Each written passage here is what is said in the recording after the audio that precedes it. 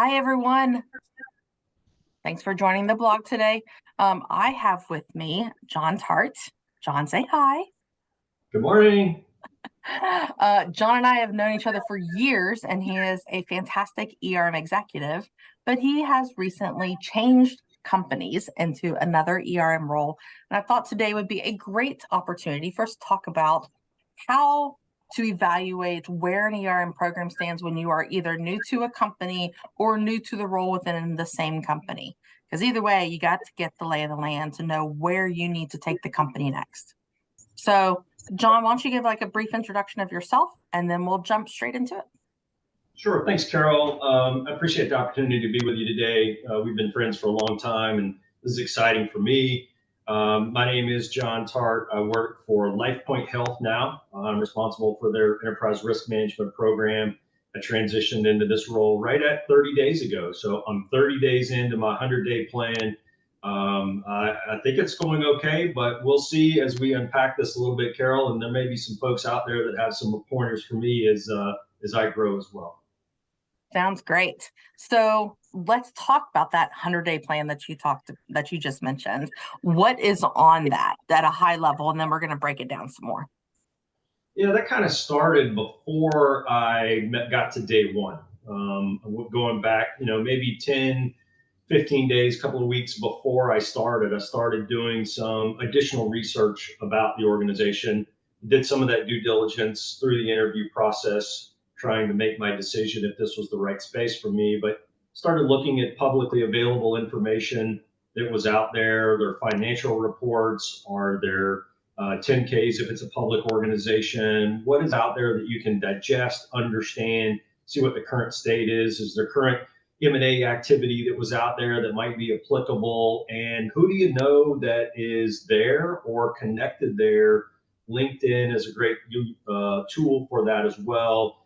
Who can I talk to learn a little bit more about this organization, kind of what's not in the visible space. And so I spent a lot of time doing that. Day one, a lot of meet and greets and listening and meeting people.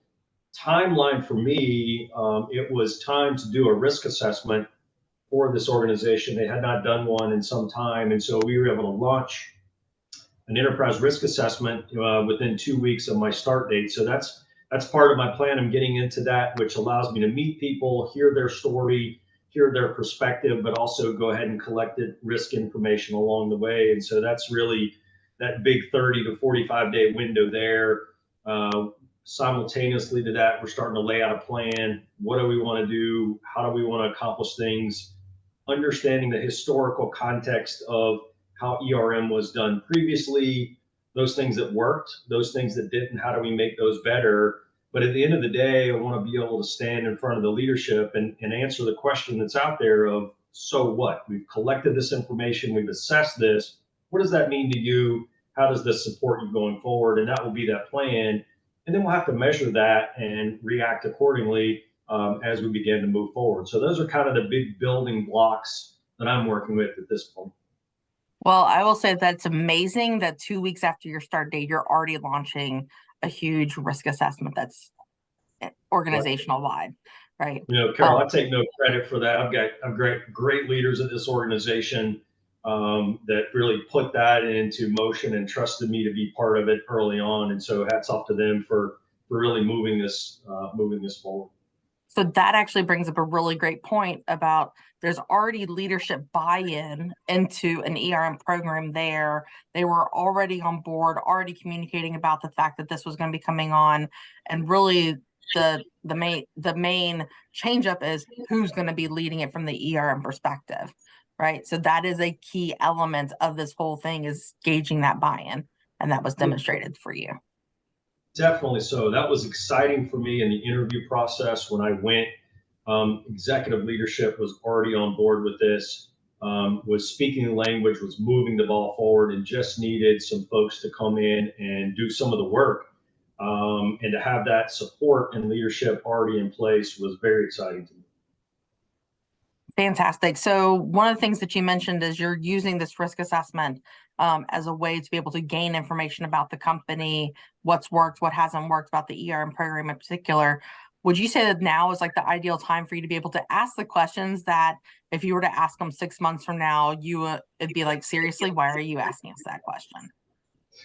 Maybe so. I kind of get a pass as the new guy, right? They've told me that after 30 days I can't use that anymore, but I am the new guy. I'm asking questions. I'm probing a little bit where I can and trying to be part of that. I'm also able to bring someone else with me or be a second on somebody else's interview.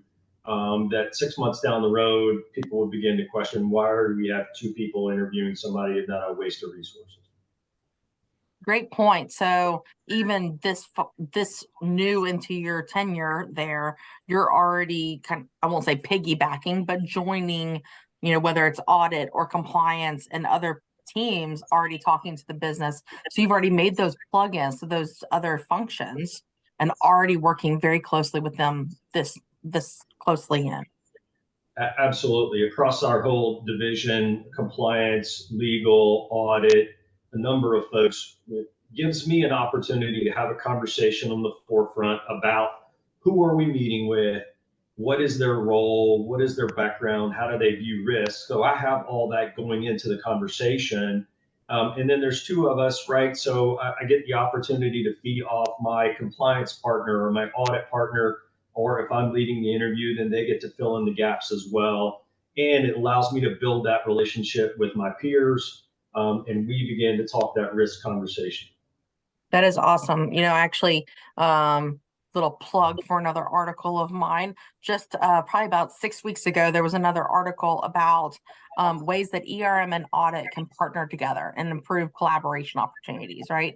And that is one of them. Like, involve audit in the conversations with the business, and then you can feed off of each other's information, and they can, without having to feel like you're double dipping into the business's time, right? And asking a lot of the same questions. So great plan. I like Well, it. I'll bring some of that with me. In my previous organization, I had a fantastic leader who was our chief audit executive, and she helped me really understand the connection between ERM and audit. And so I was able to bring that with me as I came to the new organization. I find the same thing here. My new leader is responsible for ERM and audit, and he really understands the connection and is really helping me strengthen that relationship. So note to self for those watching this video, strengthen that bond that ERM has between audit. Still recognizing that audit needs to be independent, but there still can be a collaborative information gathering from the business. So great point. Now, one key aspect that we haven't talked about is the fact that you are working hybrid, right? Mostly remote.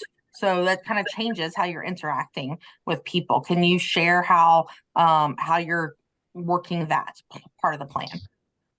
Yeah, so I took this role as a remote position. I do go into our headquarters, which is in another state, once a month, once every other month, key events, things like that. But the majority of my work is out of my home office, and that adds some unique pieces to that.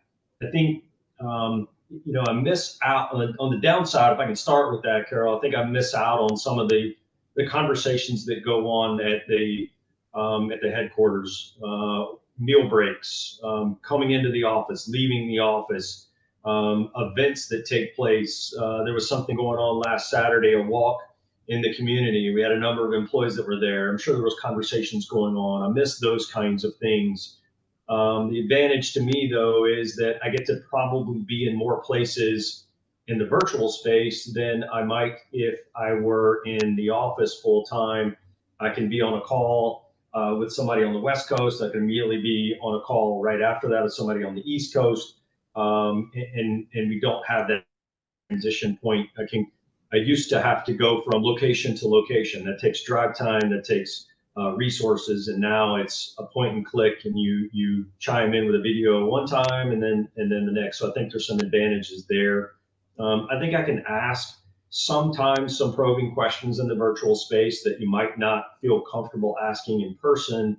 But then sometimes you miss some of the body language, right? I can see you and you can see me from the shoulders up, and I'll really get a clear understanding of all of your body language when I ask something or react to something that I would in an in-person environment. So there's pros and cons to that.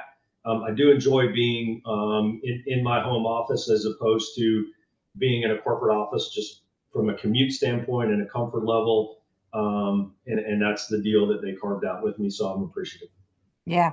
I will confess I'm a fidget person. So yeah, like the fact that you can't spot the fact that I'm playing with my pen cap while we're talking, right? You would be able to see that if we were talking face to face. Which sometimes when you do the body language research, you'll see like sometimes the fidgeting is a sign of they're not necessarily being 100% truthful, or they've got excess energy. Why, so you need to kind of figure that out. But some people just have a little excess energy, or just need something to do with their fingers. That's all. But that doesn't come across. You're right when you're on video. So the other part, so we were talking previously, and I think there's been so many articles about the pros and cons of hybrid versus remote versus fully in office. But one of the pieces that, especially in the risk space, you miss the drop by hallway chats, right? Where somebody's walking by, oh, hey, there's John. Let me go tell him about something. So how do you plan to overcome that as you're getting introduced within the company so that people are aware of who you are and making yourself available? I think it's a great question, and I don't have 100% the right answer here, but I'll share a couple of things I'm doing. So I'm going to our headquarters in a couple of weeks. I've got some strategic conversations lined up to meet with folks in person. I'm going to spend 3 days there, really absorb the culture. I'll be there from the time the office opens until the time close. I've got some dinners scheduled, some lunches scheduled along the way as well. I really want to be intentional about connecting with people one-on-one, and just kind of assessing the community where the corporate headquarters happens to sit. What's around there? What's going on? What are people saying? What's the community here? And so every chance I get, I'm going to try to absorb those and maximize that to the best of my ability. I think that'll be part of it. I think I am a little more intentional about checking in with folks, just scheduling 10-minute check-ins with people. Hey, what's going on this week? What are you hearing? I know there's some big events happening. What did you gain from that? You just have to be very intentional about it. That's the best way I've figured out to do it yet. I'm open to other thoughts that folks may have, clients of yours may have as well, to make that even better. Yeah, I would say one of the things that I have found is really having a schedule of making sure that I'm reaching out to people across the organization, my peers and above, having that regular check-in, just like you just mentioned, but not just when you're there in person, but on an ongoing basis, because that frequency keeps you top of mind of, oh yeah, I've got a call with John coming up. Let's go ahead and think about what are the things I want to talk with him about. Right? What are the challenges that I'm facing, that I'm seeing across the organization that we can chat about? So once it becomes routine, they start expecting it, and then they get used to that idea of talking with you, and then the conversation becomes easier and easier and easier. Yeah. So you are on the right track, John. I'm not as organized as you, Carol, but one of the things you and I have talked about before, and I've seen other people do really well, is make a list of key stakeholders, and make sure at least once a quarter or once every other month you're checking in with those and begin to track that. It might be 20 people, 30 people, 40 people, but I want to make sure that I've checked in with the CFO and the chief medical officer and whoever's on that list.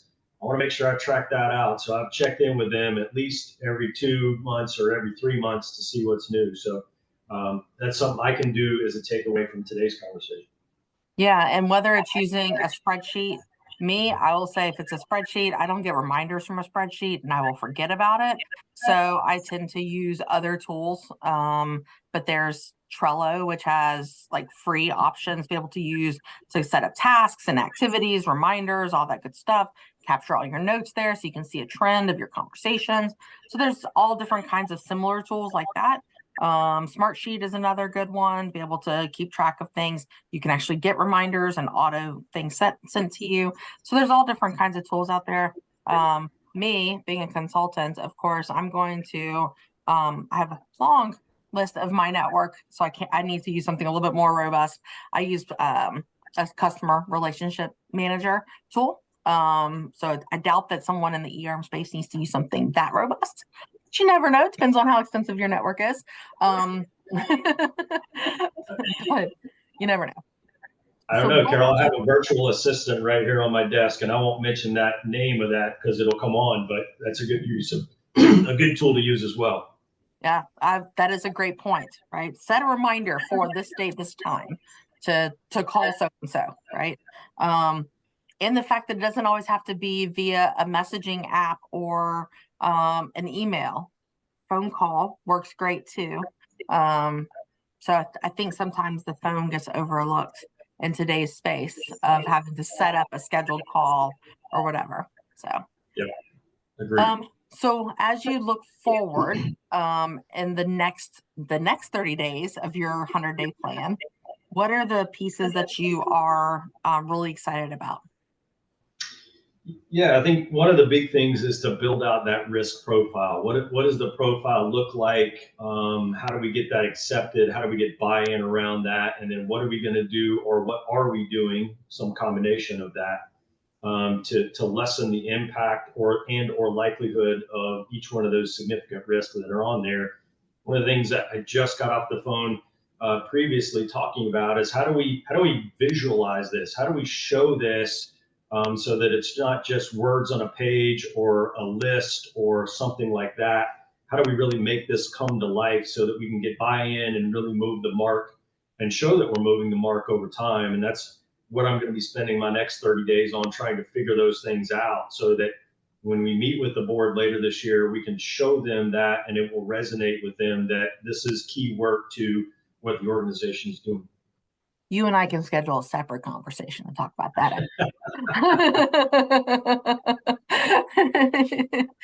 So, but no, definitely making sure that you're resonating with your leadership and your board is definitely important. I'm so glad to hear that you're thinking about that and not just doing, well, this is what I've always done, so I'm going to do it here. Instead, it has to be organization specific, culture specific, everything. So that is so good to hear. So basically, you're building out a miniature roadmap to what are the plans after you reach your 100 days? What are your plans for the next year? And what I'm going to be doing with the ERM program, right? Yeah, and I think it's very clear to me that we're going to be doing that in partnership with audit, compliance, and legal and others. That we'll all be working on these things together, right? So it's not just ERM doing their thing; it's all of us collectively doing what we think is the right thing for the organization and doing it together. The partnership, collaboration, two key words for ERM success, right? Well, John, is there anything else that you would like to add or share with others who are in the same space that you're in right now? Look, Carol, this is just my journey and my experience, and it's an end of one. So there may be others out there that have something similar that I can learn from. There may be others that want to have a conversation that I might be able to help. Love to do all of those things and learn and grow together. Okay, so for those watching this video, reach out, find John Tartt on LinkedIn, connect with him. He'd love, he's like me, like expanding our networks. So definitely feel free to do that. Reach out if you want to have that conversation, and always drop a comment and let us know what your experiences have been so that we can all learn from each other in this community. So thank you, John, so much. It's been a pleasure. Thank you, Carol, for the opportunity. Always good to see you, and I look forward to many more conversations. Sounds great.